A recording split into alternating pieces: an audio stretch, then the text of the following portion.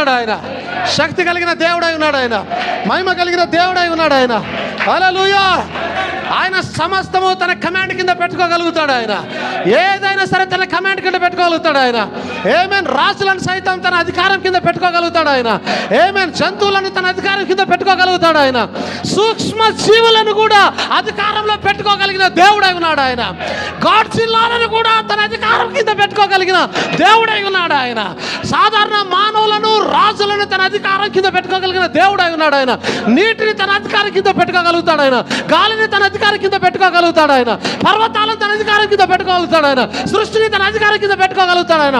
పాలపుంతలు తన అధికారం కింద పెట్టుకోగలుగుతాడు ఆయన. నక్షత్రాలను తన అధికారం కింద పెట్టుకోగలుగుతాడు ఆయన. సర్వమును తన పాదముల కింద తన అధికారం కింద పెట్టుకోగలిగిన వాడు ఆయన పేరే ప్రభు అయిన యేసు క్రీస్తు. దేవుడై ఉన్నాడు, ఓమ్నిపోటెంట్ అయి ఉన్నాడు ఆయన. Praise the lord. హల్లెలూయా. దేవుని మహిమ కలుగును గాక. ఆయన ఏం చేయడానికి సమర్థుడై ఉన్నాడు? ఏ కార్యాలను చేయగలుగుతాడు ఆయన? దేవుని స్తోత్రం కలుగును గాక. హల్లెలూయా.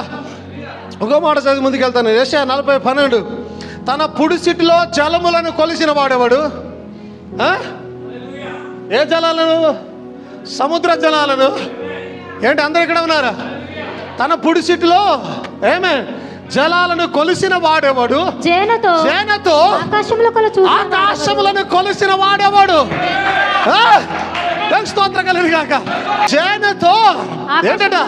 ఆకాశములను కొలిసిన వాడు ఎవడు? స్తోత్రం కలుగును గాక. భూమిలో ఉన్న మన్ను కొలపాత్రలో ఉంచిన వాడేవాడు.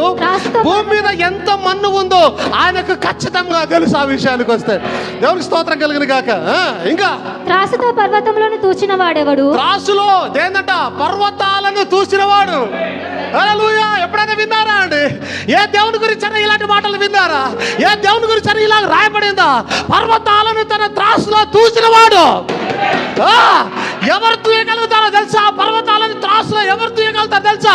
దానికన్నా పెద్ద దేవుడు, దానికన్నా పెద్ద దేవుడు ఆయన మాత్రమే పర్వతాన్ని తన త్రాసులో తూయగలుగుతాడు ఆయన. Praise the lord. తూనిక చేత కొండలను తూచిన వాడు ఎవడు? నేనంటాను ఆయన ప్రభు అయిన యేసుక్రీస్తు. ఆయన మా దేవుడు, ఆయన మా రక్షకుడు, ఆయన మా భర్త, ఆయన మా కాపరి. దేవునికి స్తోత్రం కలుగును గాక. మా దేవుడు ఏం చేయగలుగుతాడో చూడాలనుకుంటూ ఉన్నారా? మన దేవుడు దేనికి పోటీయో చూడాలనుకుంటూ ఉన్నారా? ఎందుకు ఎవడు సాటి రాడో చూడాలనుకుంటూ ఉన్నారా? ఎవడు ఎందుకు ఆయనకు సాటి రాడో, ఎలాంటి కార్యాలు చేశాడో, చేసే దమ్ము లేకుండా ఎవడున్నాడో చూడాలనుకుంటూ ఉన్నారు. ఇది నాన్న. Praise the lord. దేవునికి స్తోత్రం కలుగును గాక. దేవునికి మహిమ కలుగును గాక. హల్లెలూయా. హల్లెలూయా. అద్భుత కార్యములు చేసిన దేవుడు, ఆశ్చర్య కార్యాలు చేసిన దేవుడు, శక్తివంతమైన కార్యాలు చేసిన దేవుడు, దేనికి తగ్గని దేవుడు, ఎవరికి భయపడని దేవుడు, ఎవరికి బెదరని దేవుడు, ఎక్కడికి తగ్గని దేవుడు, ఉన్నతమైన దేవుడు, శక్తి కలిగిన దేవుడు, సర్వోత్తర్యామి దేవుడు, సర్వశక్తుడైన దేవుడు. ఆయన ఏం కార్యాలు చేశాడో తెలుసా? ఆది కాండములో భూమిని సృష్టించాడు. ఆది కాండములో సృష్టి చేశాడు ఆయన. ఆ తర్వాత వస్తే ఆది కాండములో హానోకును ట్రాన్స్లేషన్ చేస్తూ ఉన్నాడు. శరీర మార్పును కలిగించి ఉన్నాడు ఆయన. ఆది కాండములో ప్రపంచవ్యాప్తంగా జలప్రలయాన్ని తెచ్చిన దేవుడు. లోకంలో ఎవడైనా ఉన్నాడో జలప్రలయం చేయగలిగిన వాడు, సర్వ భూమిని నీటిలో ముంచగలిగిన వాడు నా దేవుడు. యేసుక్రీస్తు అని పేరు.